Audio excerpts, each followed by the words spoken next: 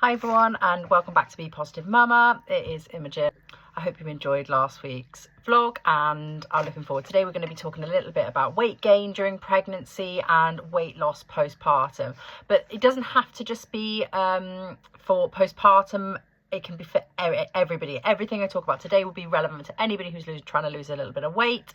We're going to go through some tips, some hints on how the best way to lose weight. Have a look at why we gain weight when we're pregnant, why it can be difficult to lose weight after pregnancy, and look at the mental blocks around losing weight. So I hope you enjoyed today, and I hope you've all been able to enjoy the sun this weekend and over the last week, and fingers crossed it's going to stay a little bit sunnier for us all now, and raise those serotonin levels. So the first thing I want to say is it is totally normal to gain weight when you are pregnant. So I'm going to repeat that for everybody. It is totally normal to gain weight when you are pregnant. Everybody gains a bit of weight. Now, the difficulty is that we often see celebrities on the TV and they appear to just like grow this lovely little tiny baby bump. And then afterwards they say, oh, yeah, I got back into my skinny jeans 2 weeks after giving birth. That isn't realistic. The reason that celebrities are able to do that is because they've got private chefs, they've got personal trainers, they've got time in the day to be able to train all day safely with an instructor that's trained how to train pregnant people and how to keep their muscles toned when they're pregnant. Most of us don't have those facilities, and we don't have private chefs cooking us meals, so we're not able to have a nutritionally complete diet that is low calorie, that also suits our cravings. It's absolutely impossible for all of us. So first thing I'm going to say, stop beating yourself up at any point for gaining weight, not just during pregnancy, but postpartum. If you're struggling to lose weight, stop beating yourself up. Okay, you are growing a human, or you have grown a human, and you're now looking after that little human. That's amazing. Just take it slow.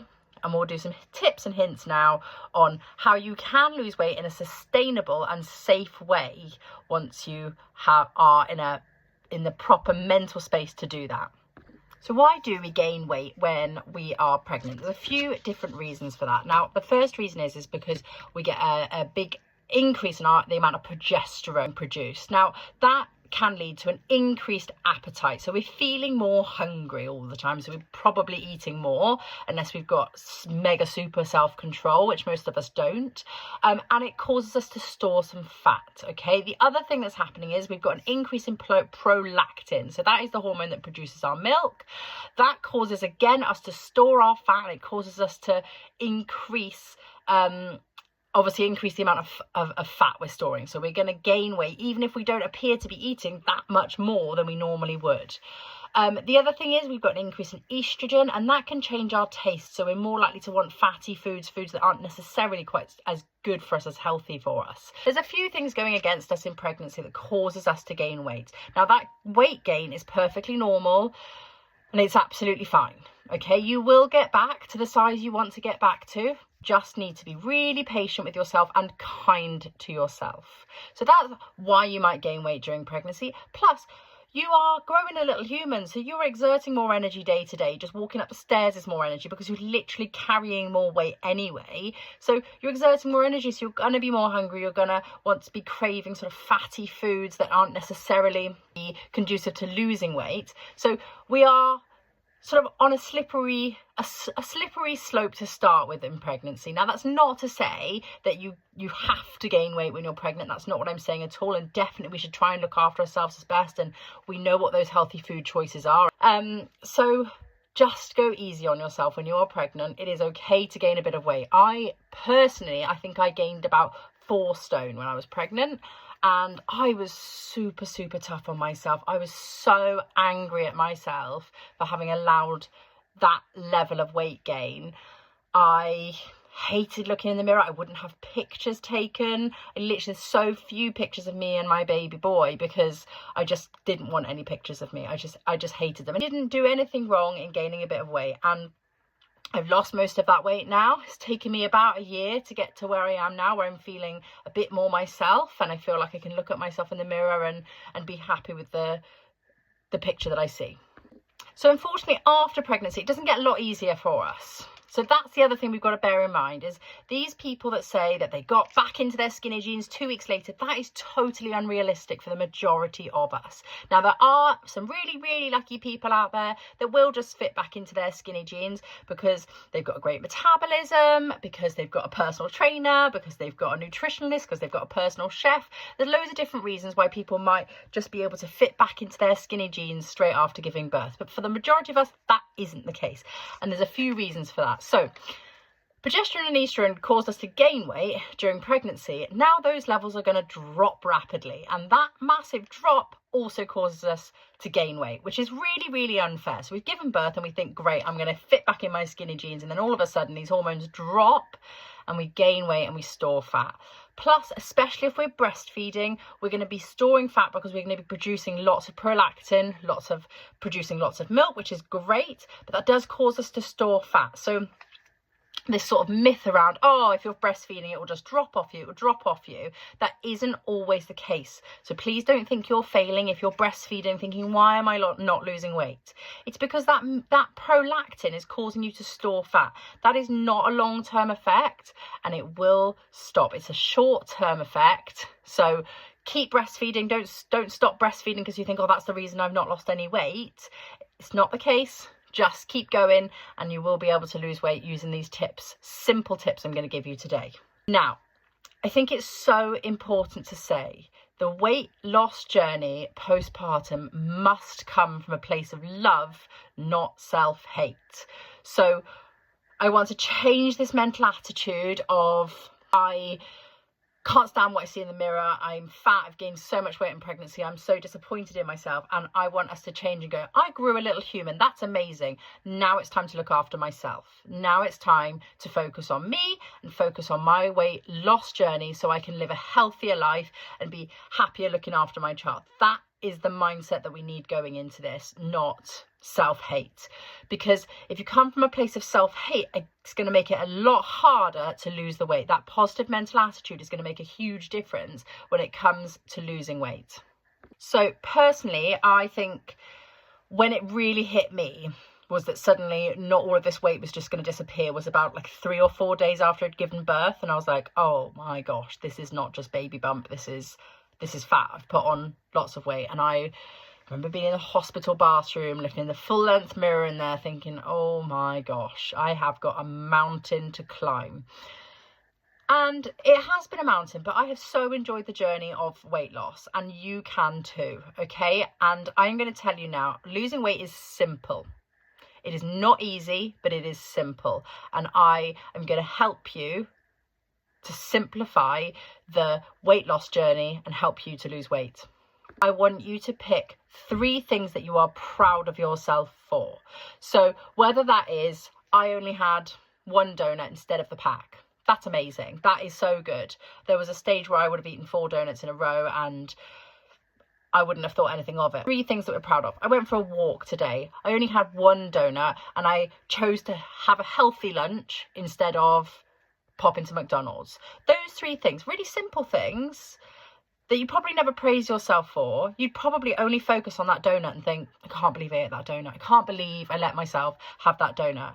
Well, actually, you just have 1 donut. That's absolutely fine. That's not going to ruin your diet. That's not going to cause you to gain loads of weight. So that is my first and probably my most important tip, is to self-reflect at the end of every day. You don't have to write it down. You don't have to tell anyone about it. I just do it in my head. As I put my head down on my pillow, I think, right, what did I do today that I'm proud of? And I do this for not only my food motivation, I also do this just in general life. What am I proud of today? Well, tonight probably be like, I've recorded my vlog. Great. That's really, really good. I've completed some life admin and I've been to the gym. Really useful things today that I'm really, really proud of doing. My next tip is to make sure you're setting small and realistic goals for yourself. So I don't want you to think, I want to lose 5 stone in a month. I want to get back into my pre-birth skinny jeans within a month. That's not realistic and it's not fair to yourself. You're not going to be able to do that necessarily. Not everybody's going to be able to do that. So set yourself realistic goals with a realistic time target. So what I did is I bought a few different pairs of trousers after I'd given birth that I really liked, and I bought 3 different pairs in 3 different sizes. So I bought an extra large, a large and a medium. And so I could see the progress I was making without having to step on the scales, because especially postpartum, your water retention and your hormones are so up and down. Your weight is going to go up and down, but not necessarily how you look is going to go up and down. Whereas if you step on the scales and you think you've done really well, but actually you've gained weight, that's going to really demoralize you. So my advice is to not step on the scales personally. But if you are somebody that does like a number, then my advice is to just step on the scales once a week. Say a Monday morning, step on the scales, write it down. Do not step on those scales again for another week, because what you'll find is throughout the day your weight's going to go up and down, throughout the week your weight's going to go up and down. And if you start to see those fluctuations, you're going to think, well, what did I do today? Why did I gain weight today? And it might not just be anything. It might just be you drank a bit more. It might just be you didn't drink enough. So to me, it's really important for you to not step on those scales, but set yourself realistic goals. And it might be difficult for you to start to set to those goals until after a sort of month of trying to lose weight. Then you can really set those goals, because you can see what is realistic for you. Because some people can lose weight really quickly, some people takes a little bit longer, and it depends on your activity output. It depends on so many things. So give yourself a few weeks of eating healthy and see how much weight you sort of start to lose, and then you can set yourself realistic long-term goals. So for me, when I first got those trousers, they all arrived, I tried them all on. Now the extra large just about fit, and I thought, great. Okay, the large, I could probably do the button up, but it was like I wouldn't be able to wear these all day. The medium, I couldn't get them even over my thighs. So I was like, right, great, now I've got something to aim for. I know what I'm trying to aim for. And whether you want to do it like that, whether you want to buy a dress that you really like and think I'm going to try and fit into that by the summer, for me, that's a really useful goal to have, because it's much more useful than a number on a scales, because some of us train as well, so your muscle mass is going to make a difference to that number on the scales. So for me personally, that works really well. So if you want to do that, buy yourself extra large and large, or whatever works for you, wherever you think you are. And it's also nice to have a little treat after you have given birth, to be able to put a pair of jeans on and think, do you know what, I love these jeans, I look nice in these jeans. So it's nice to treat yourself and feel like, I look good. That's the most important thing. Find something that you like and you like how you look in. And I remember the first day I tried on those large jeans and they fit well. And I was like, oh, this is amazing. I had such a boost from being able to fit into my large jeans. I was so pleased. I strutted around and I really, really was thrilled that I fit into them well. And then when the medium fit, now they're still snug, but they do fit. Again, I had that great big boost, and it made me feel so good about myself. It was so much better than seeing a number on the scales, because actually I can physically see the difference in myself because these jeans fit. So for me, that's a really important thing, is to not focus on those numbers on the scales and just to buy some clothes that you like. Or maybe you've got clothes that you liked previously and maybe your aim is to fit into your skinny jeans. That's absolutely fine, but set yourself realistic goals and have an in-between size ready so that you can have that little mini boost halfway between, when you get sort of halfway between fitting into your skinny jeans on your journey. Just a short interruption to introduce our collab Bibadoo. This amazing bib with unique attachable cutlery makes mealtime so much more fun and easy. Pop it on, encourage them to self-feed, and then whip it off in a one smooth move and pop it in the washing machine, saving so much time and so much mess. Use my code BePositiveMama for 20% off. Follow the link below.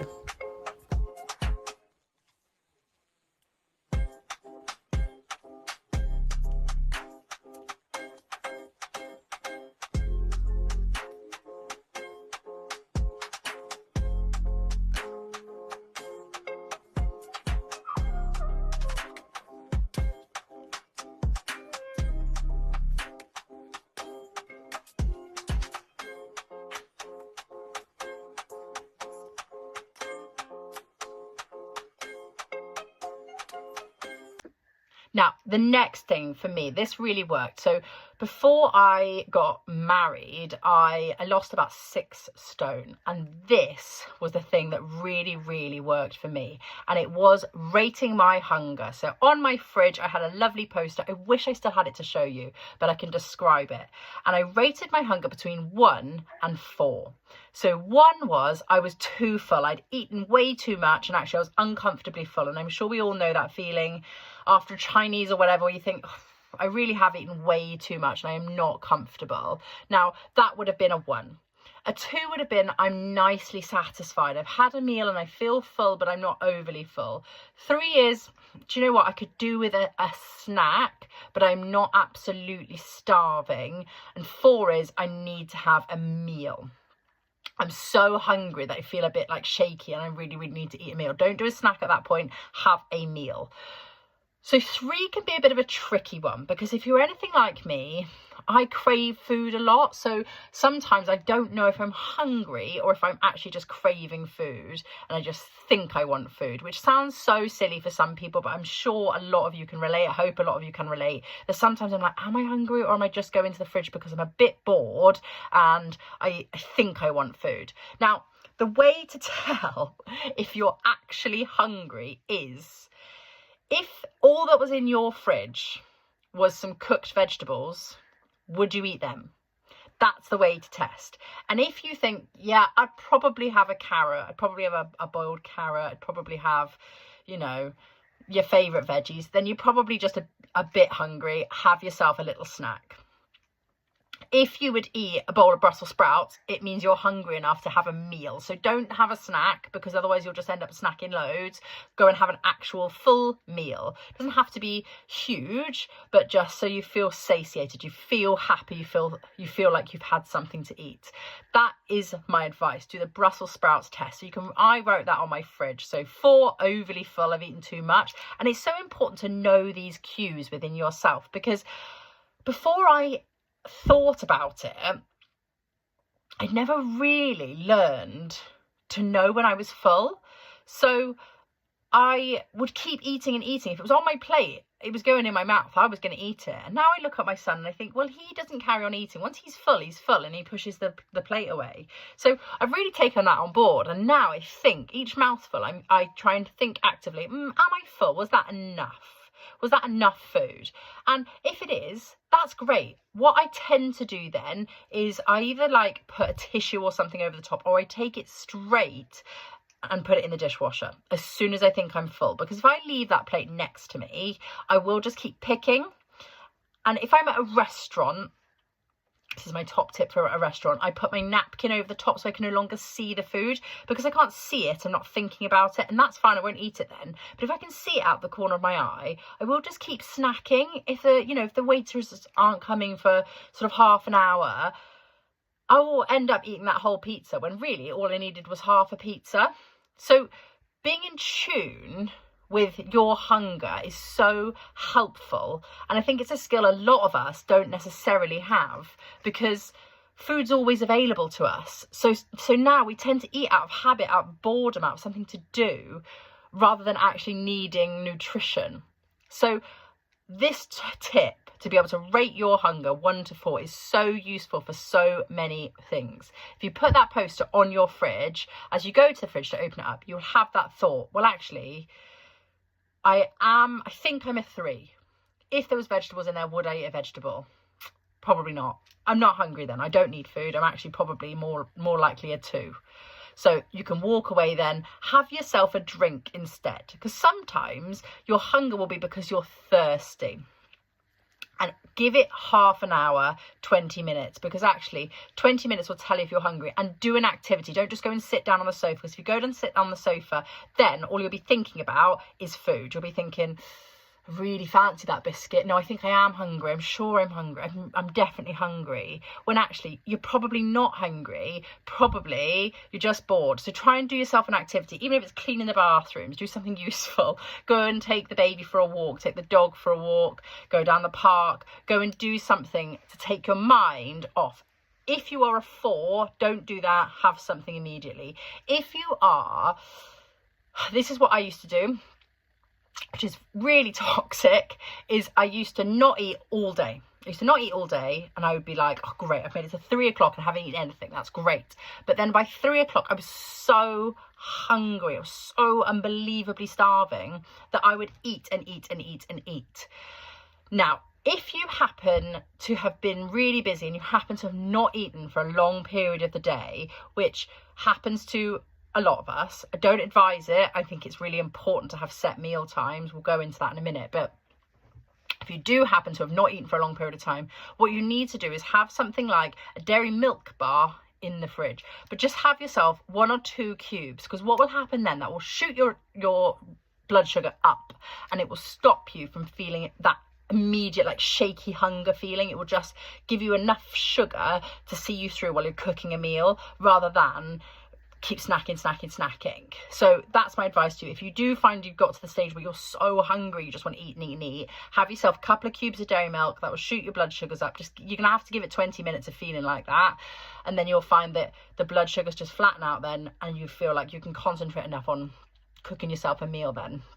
So that brings me on really to my next point, which is making sure you've got set meal times so your body knows when to expect food.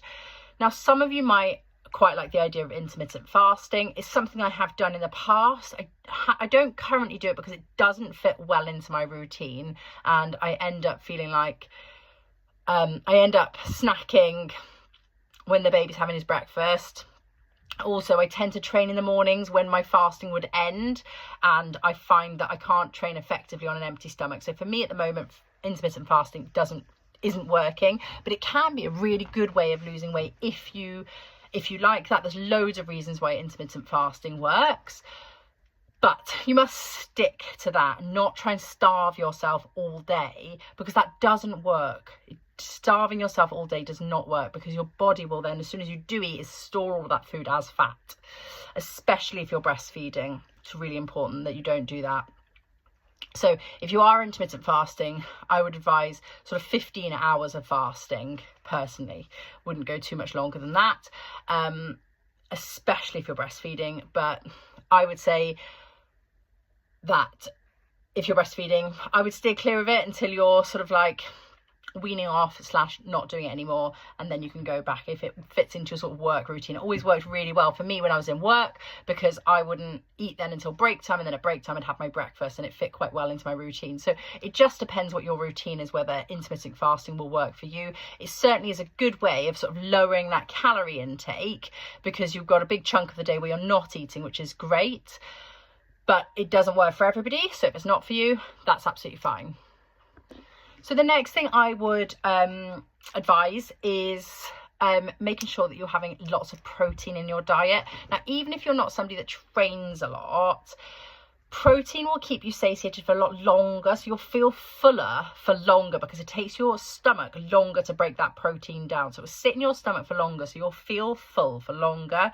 Now, if you're anything like me, the thought of a protein shake does not fill me with joy. And I love food, so I've got to enjoy my food. So I really am not somebody that would sit there and drink a protein shake for the fun of it, for something to eat. It's just not for me. I don't feel like I've had something to eat. It doesn't satisfy me. And as far as I'm concerned, it's a waste of 100 calories.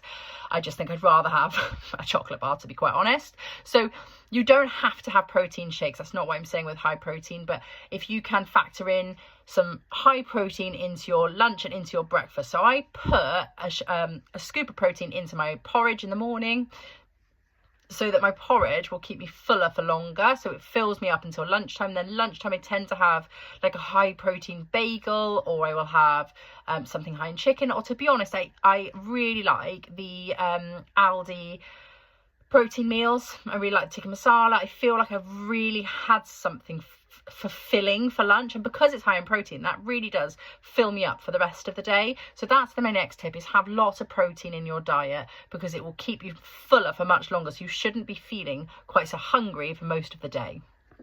So the next thing is all of these shakes that you see, meal replacement shakes. I feel a bit like about them how I do about protein shakes. For me, having a liquid instead of a meal is so disappointing. I feel like I haven't eaten, and what I wouldn't want you to do is fall into the trap of thinking, great, I'm just going to have this shake for lunch, but then you end up eating anyway because you feel like your body doesn't associate that liquid as food, so you're still going to feel hungry.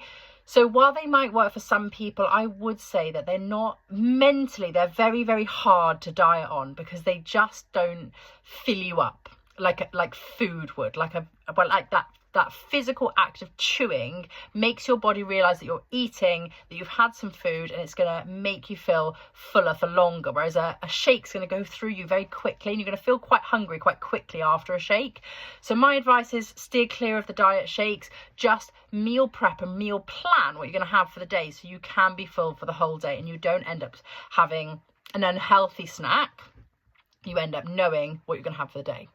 So again, that leads me on quite nicely to my next point, is calorie counting. Now, I do think calorie counting is quite important because realistically, as I said before, weight loss is simple. It is all about the calories in versus the calories out. You are literally eating less calories than you're exerting, then you are going to lose weight. It is as simple as that. So if you've never calorie counted before, what I would advise that you do is just calorie count a normal day. So don't try and diet on that day, just literally normal day. What do you eat day to day?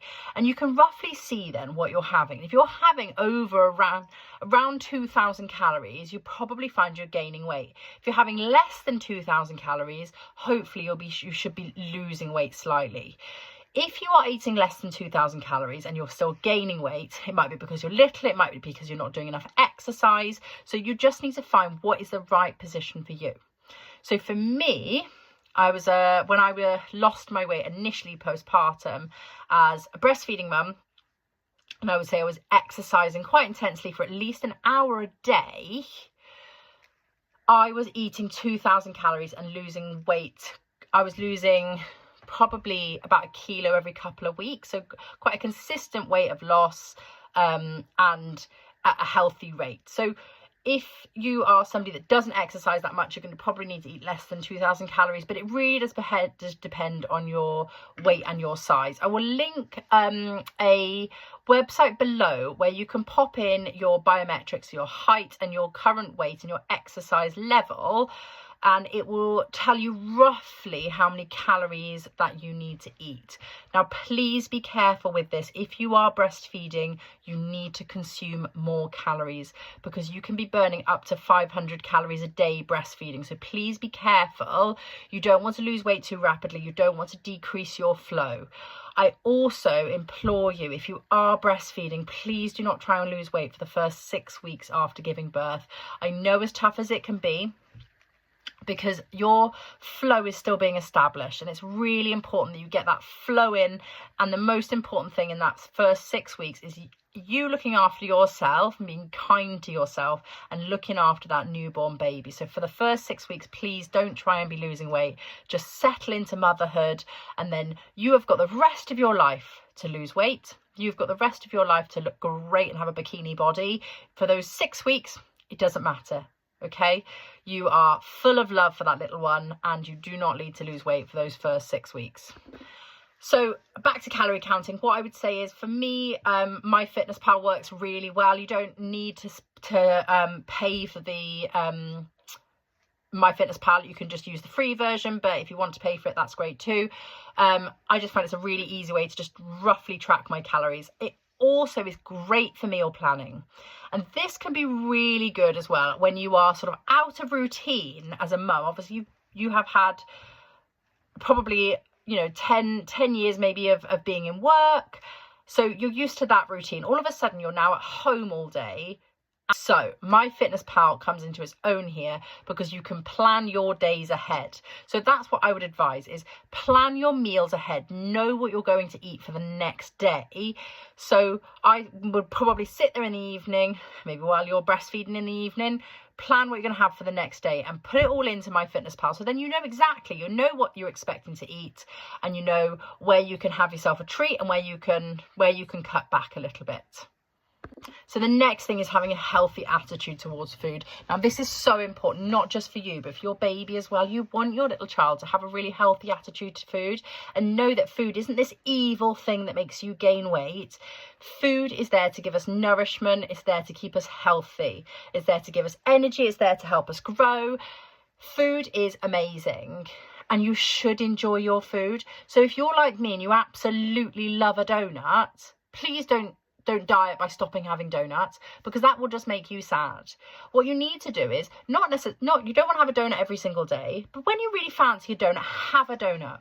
But just think about how many calories are in a donut. So say a donut's got 300, 400 calories in it. So that's, let's say 300 calories. So you've had 300 unexpected calories one day. That's fine. Do not punish yourself for having that donut.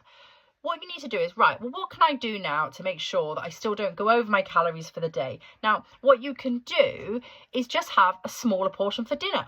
Have a little bit less rice on your plate. Have maybe no butter on your bread for lunch. There's lots of things you can do to cut back those 300 calories that you had in your donut. But if you do go over your calories for the day, it's not a problem. You must not punish yourself for that. It's absolutely fine to go over your calories for the day.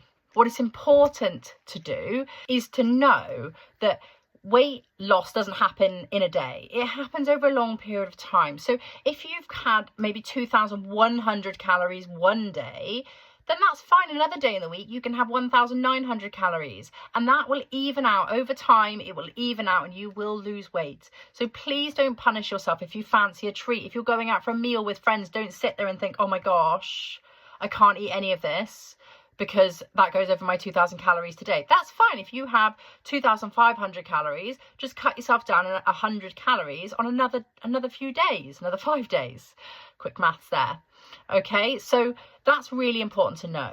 And another little note on meals out. Have a look at the menu before you go, because if you have a look at the menu before you go, you can see roughly how many calories are going to be in a meal, and you can pick based upon that. Now, if you really fancy the lasagna, have the lasagna, even if it's high calories.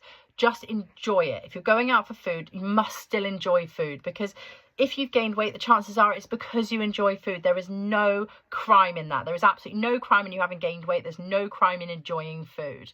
So if you fancy a lasagna or a big curry, have the big curry and know that that is not going to impact your weight loss, because you can do things. You might be able to do a bit more exercise that day and earn that curry, as it were.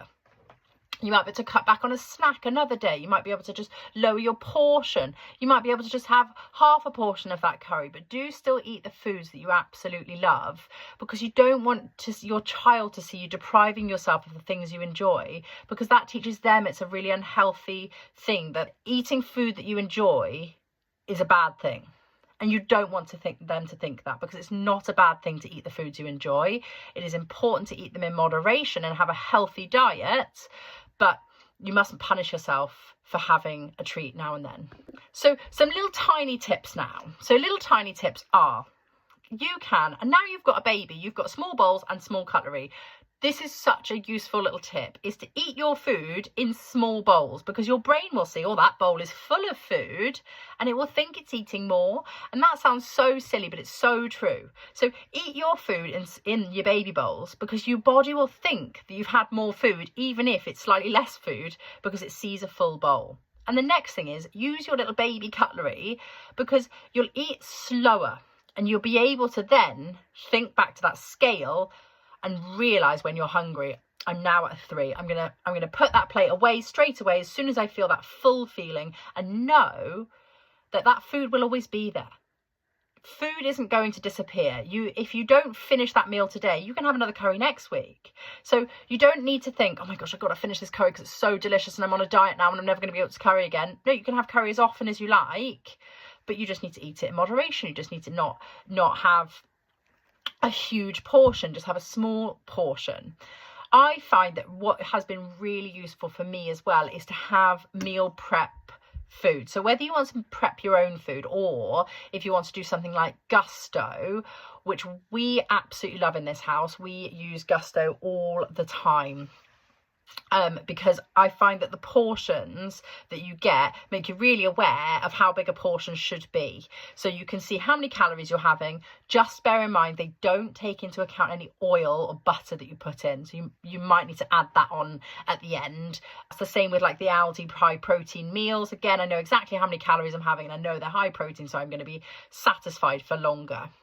My next little small tip is, if you've got a meal of things that you really enjoy, eat the bits you enjoy first. So if you've got a plate of, I don't know, chicken nuggets and chips and peas, eat your chicken nuggets first, because although they're higher in calorie, if you eat all of your peas first, they'll start to fill you up, and then you'll eat your chips, and then you'll have your chicken nuggets, and you will find that you will manage to squeeze that last chicken nugget in, even though you're really full, because that's the bit that you really enjoy. So pick the bit that you enjoy the most and eat that first, because once that's gone, you'll be less inclined to keep eating once you are full.